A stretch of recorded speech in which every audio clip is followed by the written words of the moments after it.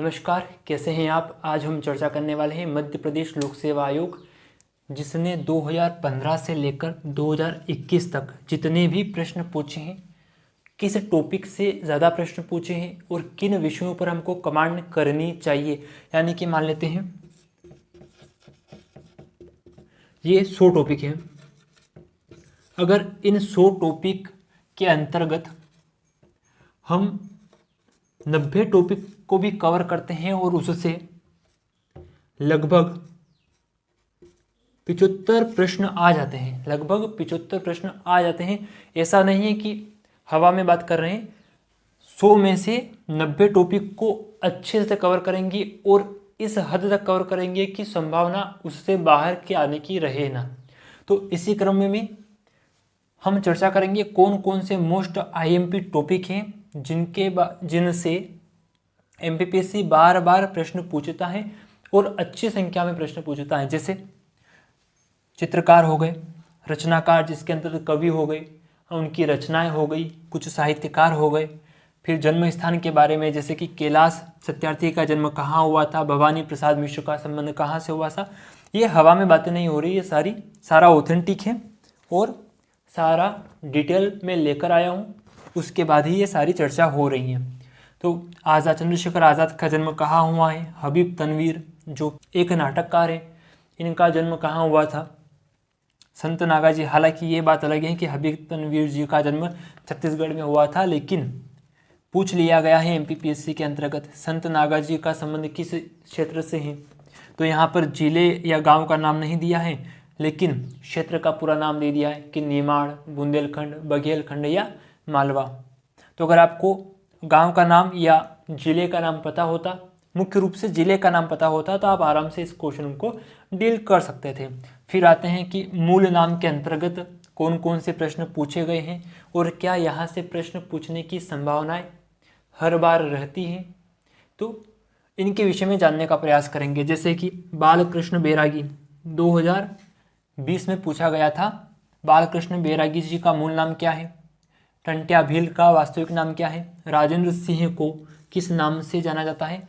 यहाँ प्रश्न थोड़ा ऐसा था कि who is the Waterman of India, जल पुरुष के रूप में किसे जाना जाता है। तो ऑप्शन में था राजेंद्र सिंह।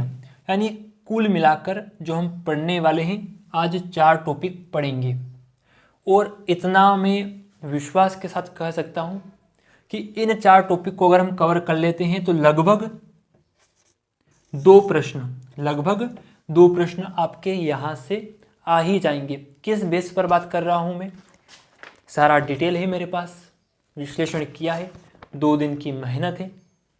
उसके बाद भी अगर आपको डाउट है तो एक बार इसको समझ लेते हैं कि बेस क्या है इस बात का।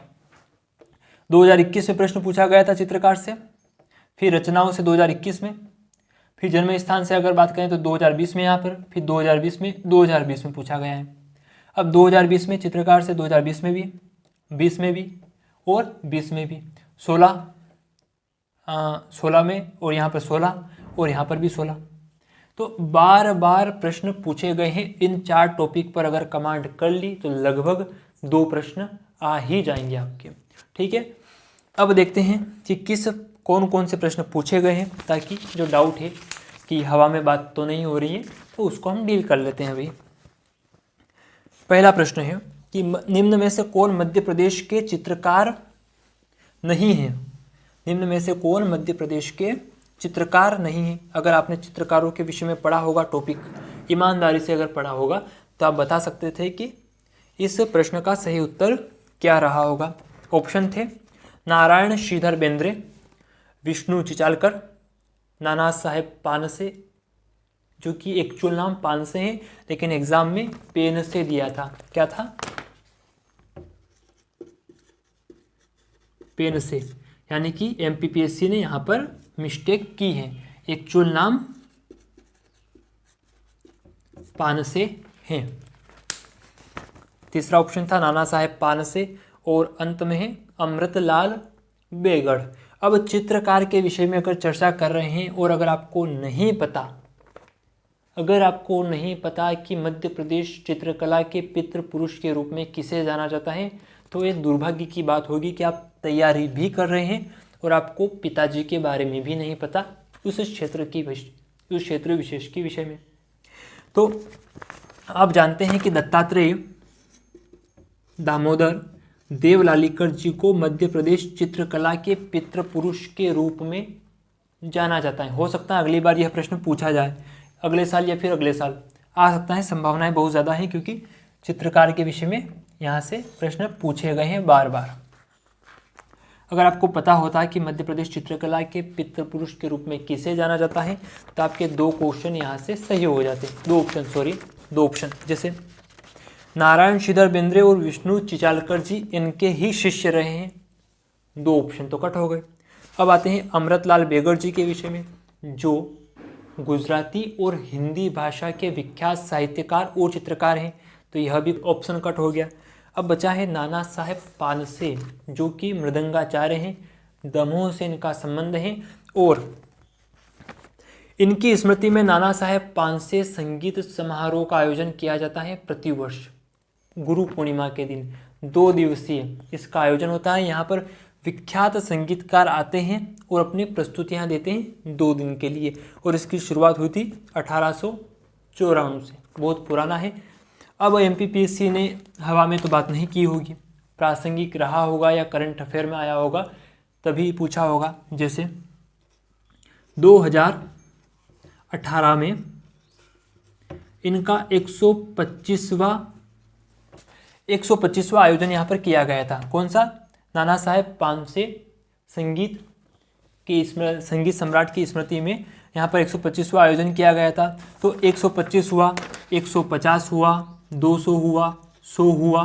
तो ये जो चीज़ें आती हैं, ये जो ईयर आते हैं, तो इनसे संबंधित प्रश्न बनने की संभावनाएं बहुत बढ़ जाती हैं। तो 125वां 2018 में इसका आयोजन हुआ था, तो इसी संदर्भ में इनका नाम यहाँ पर दे दिया गया था कि नाना साहेब पानसे का संबंध चित्रकला से है या नहीं, लेकिन एक्चुअल में इनका संगीत से संबंध है और मृदंग का यह वादन करते हैं, अतः इन्हें मृदंगाचार्य कहते हैं। पहला क्वेश्चन आराम से डील कर सकते थे, यहाँ पर 2 आप ट्रिक लगा सकते थे। अगला क्वेश्चन है, पद्मश्री भूरीबाई का संबंध किससे है? पद्मश्री भूरीबाई का संबंध किससे है? अगर आपने करंट अफेयर देखा होगा, राज्यसभा टीवी देखी होगी, समाचारों में पढ़ा होगा, तो जिनको भी भारत रत्न, भारत विभूषण, पद्म विभूषण, पद्मश्री ऐसे दिए जाते हैं, उनको हल्के में नहीं लेते, प्रश्न पूछे जाते हैं वहाँ से। तो देखो पूछ लिया है 2020 में सेट ए के अंतर्गत 31वां प्रश्न है। ऑप्शन थे चित्रकला, संगीत, नृत्य या लेखन। बताइए, पद्मश्री भूरीबाई का संबंध भील जनजाति से है और इन्हें पद्मश्री दिया गया है। कब दिया गया है? 2021 में। और इनका संबंध मध्य प्रदेश के झाबुआ जिले के पिटोला ग्राम से है। तो यह प्रश्न भी आप आराम से कर सकते थे बेस्ड ऑन करंट अफेयर। यानी कि क्या चीज़ें समझ में आ रही हैं इन 2 प्रश्नों से कि करंट अफेयर पर अगर कमांड कर लेंगे तो चीज़ें आराम से हो जाएगी। लेकिन करंट अफेयर सब नहीं, चित्रकार, रचनाकार, जन्म स्थान, मूल नाम, ऐसे टॉपिक हम लिखेंगे। उसके बाद कहाँ से किन टॉपिक से ही करंट अफेयर पूरा करना है वह भी समझना पड़ेगा।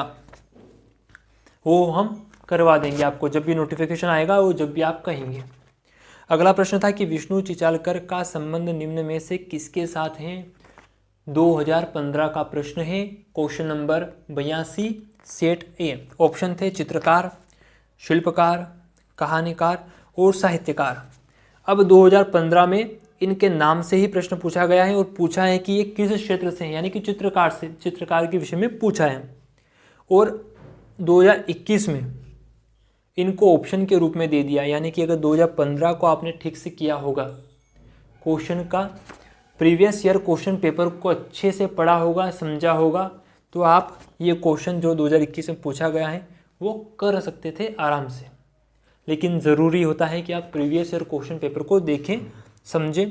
समझने में समय लगता है, क्योंकि यह कोई आसान काम तो है नहीं कि प्रीवियस ईयर क्वेश्चन को पढ़ लिया और एग्ज़ाम का पैटर्न समझ लिया।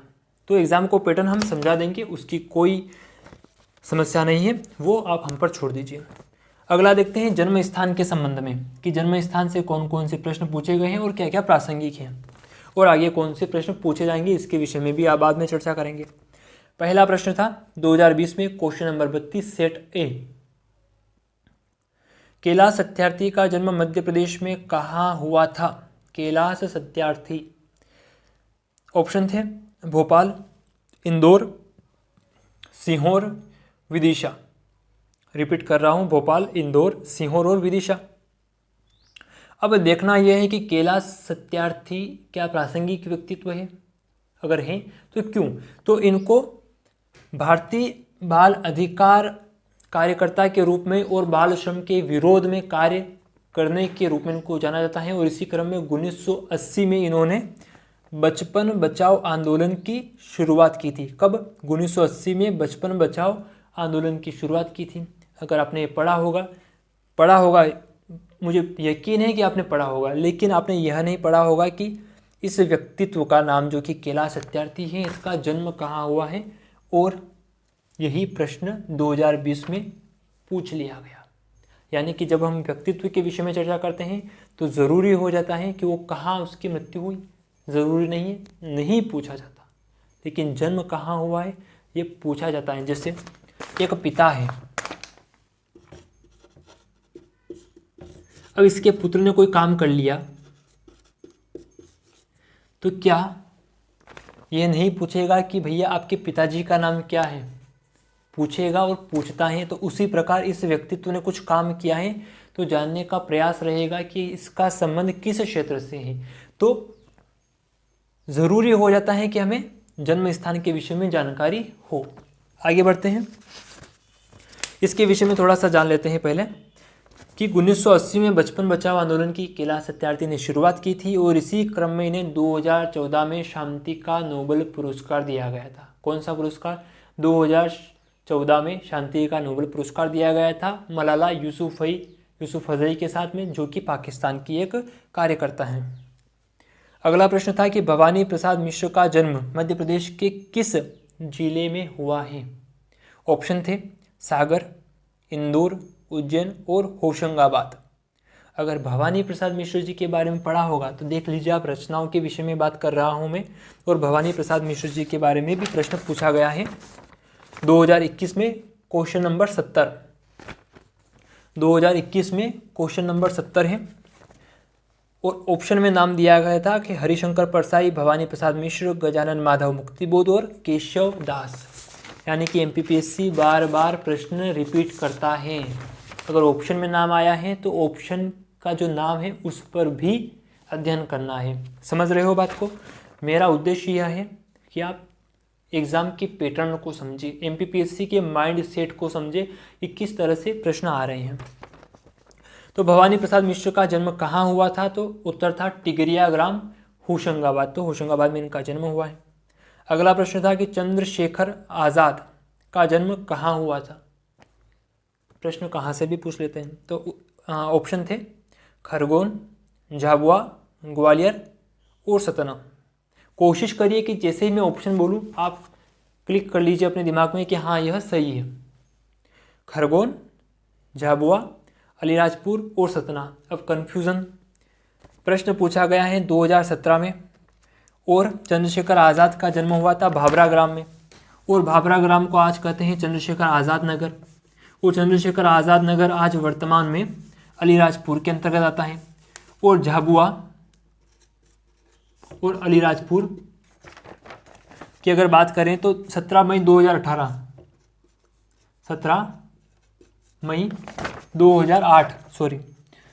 2008 को झाबुआ से अलग करके अलीराजपुर नया जिला बनाया गया था। और प्रश्न पूछा जा रहा है 2017 के अंतर्गत क्वेश्चन नंबर 90, और ऑप्शन में अलीराजपुर दिया गया भी नहीं है। तो किस प्रकार से आप इसको डील करेंगे? तो देखना यहाँ पर ये है, खरगोन बिल्कुल नहीं, ग्वालियर नहीं, सतना नहीं। अच्छा, झाबुआ दिया है लेकिन एक्चुअल में वर्तमान में झाबुआ जो कि 2017 में पूछा गया है तो प्रासंगिक नहीं है। लेकिन हमें पता है कि 17 मई 2008 को झाबुआ से अलीराजपुर को बनाया गया है। झाबुआ का विभाजन करके अलीराजपुर नया जिला बनाया गया है, और ऑप्शन में अलीराजपुर नहीं है तो झाबुआ लगा देते हैं। तो यहाँ से आपका प्रश्न सही हो जाता। अगला प्रश्न है, हबीब तनवीर का जन्म कहाँ हुआ था? हबीब तनवीर जो कि एक प्रसिद्ध नाटककार है, लेखक हैं, फिल्म निर्माता हैं, निर्देशक हैं, तो इनके विषय में प्रश्न पूछा था 2017 में, क्वेश्चन नंबर 93। ऑप्शन थे रायपुर, झाबुआ, इंदौर और रतलाम। अब भैया रायपुर जो कि छत्तीसगढ़ में पड़ता है, उस छत्तीसगढ़ी व्यक्ति का नाम मध्य प्रदेश एमपीपीएससी क्यों पूछ रही है? तो एक्चुअल में इनका निधन कहाँ हुआ था? भोपाल में 2009 में। तो कहीं ना कहीं मध्य प्रदेश से इनका संबंध रहा है, तो इसीलिए प्रश्न पूछ लिया गया है नाटककार के विषय में कि इनका जन्म कहाँ हुआ था। इन्होंने 2 रचनाएं लिखी हैं, रचना मतलब फिल्म है, आगरा बाजार और चरणदास चोर जो कि प्रसिद्ध हैं बहुत ज़्यादा। अगला प्रश्न है संत नागाजी का निवास स्थान कौन सा है? ऑप्शन थे मालवा, निमाड़, बुंदेलखंड और बघेलखंड। अगर आपको यह पता होता है कि संत नागाजी की समाधि कहाँ है, मेला कहाँ लगता है, यानी कि अगर जन्म स्थान के बारे में भी पूछ रहा है तब भी रिलेट करता है कि संत नागाजी का मेला कहाँ लगता है, समाधि कहाँ है, तब भी आप इस प्रश्न को सही कर सकते थे। लेकिन हो सकता है आपने यह भी नहीं पढ़ा हो, तो ऑप्शन से ही आप डील कर सकते थे। यानी कि संत नागाजी का मेला कहाँ लगता है? तो मुरैना में लगता है, पोरसा गांव मुरैना। और मुरैना किस क्षेत्र के अंतर्गत आता है? मालवा, निमाड़, बुंदेलखंड या बघेलखंड। तब भी आप ऑप्शन सही कर सकते थे। अगला देखते हैं मूल नाम के विषय में। प्रश्न 2020 में पूछा गया है, क्वेश्चन सेट ए और क्वेश्चन नंबर 41 कि बालकृष्ण यानी कि बालकृष्ण बैरागी का मूल नाम क्या है? मूल नाम पूछा है, जुगलदास, बालकिशन दास, टिकमदास या नंदराम दास। अगर पढ़ा होगा तो आसानी से कर दिया होगा आपने, और नहीं पढ़ा होगा तो इतने कंफ्यूजिंग शब्द ऑप्शन दिए हैं कि हो ही नहीं सकता।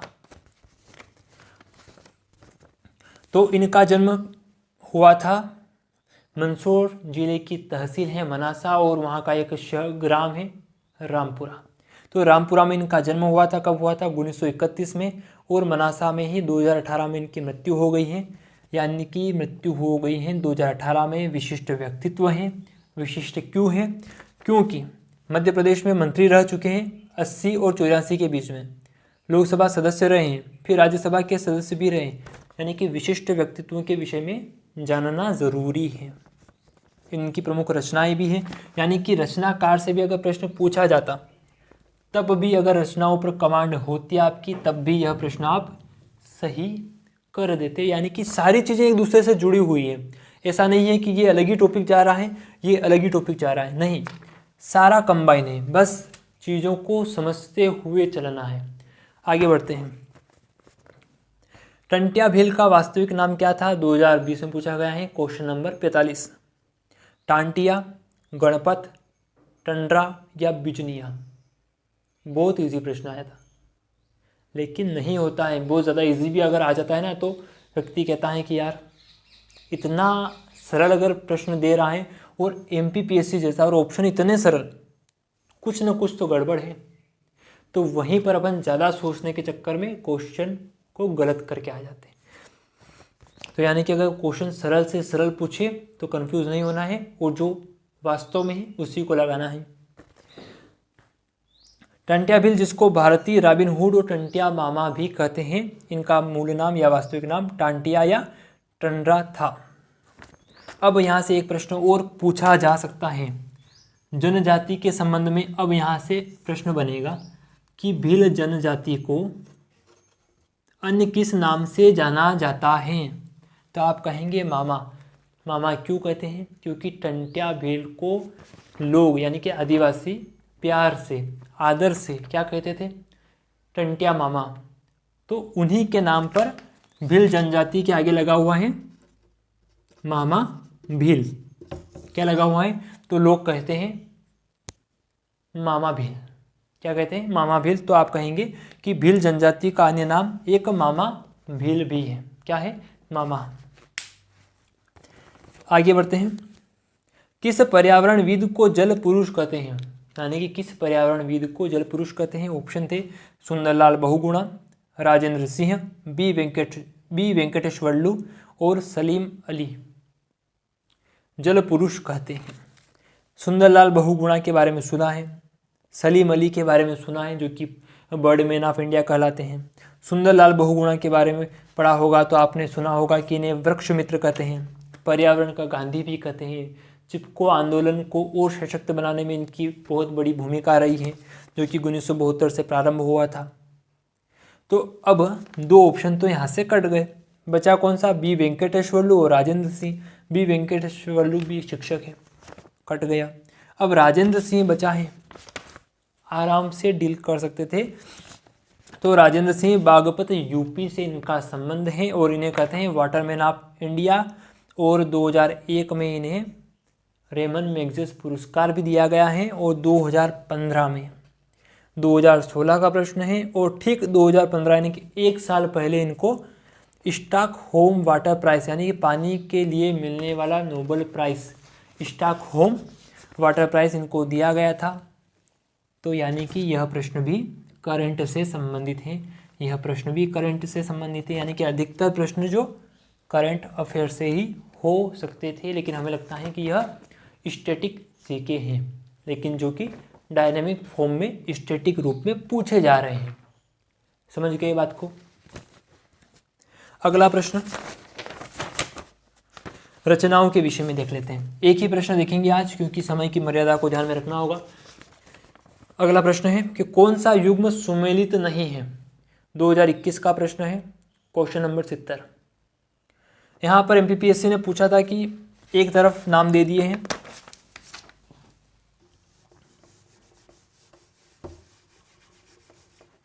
एक तरफ नाम क्या दिए हैं, रचनाकारों के नाम दिए हैं, और एक तरफ उनकी कृतियां यानी कि रचनाएं दी हैं। तो यहाँ पर नाम है हरिशंकर परसाई, भवानी प्रसाद मिश्र, गजानन माधव मुक्तिबोध और केशवदास। कौन कौन से, हरिशंकर परसाई, भवानी प्रसाद मिश्र, गजानन माधव मुक्तिबोध और केशवदास।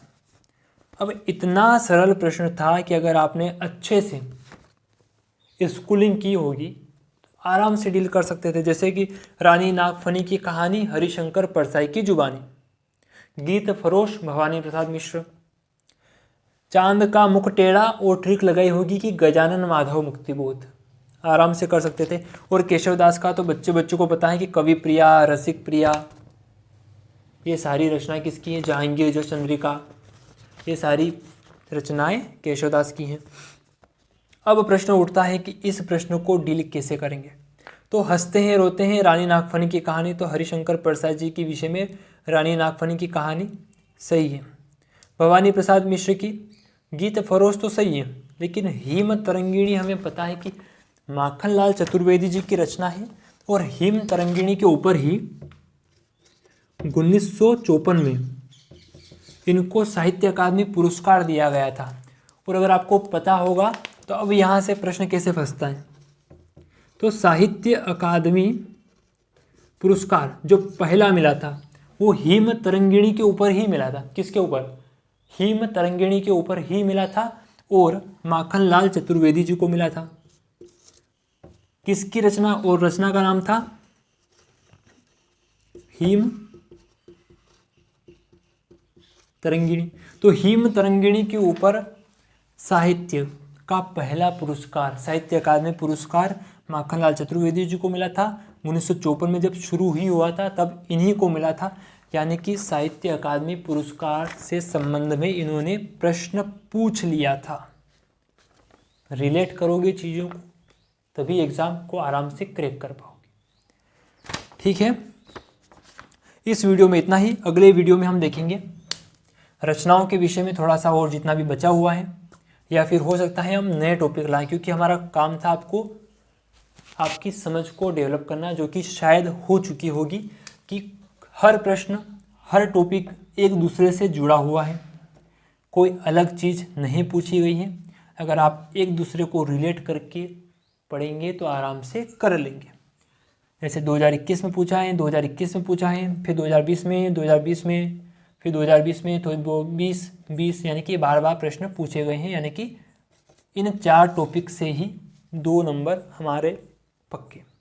ठीक है, इस वीडियो में इतना ही। समझ को डेवलप करना है, एग्ज़ाम को क्रैक करना है और अध्ययन को जारी रखना है। वैकेंसी आए या नहीं आए, लेकिन हमें अपनी तैयारी को इतना बूस्ट करना है कि जब भी वैकेंसी आए हम आराम से दे सकें।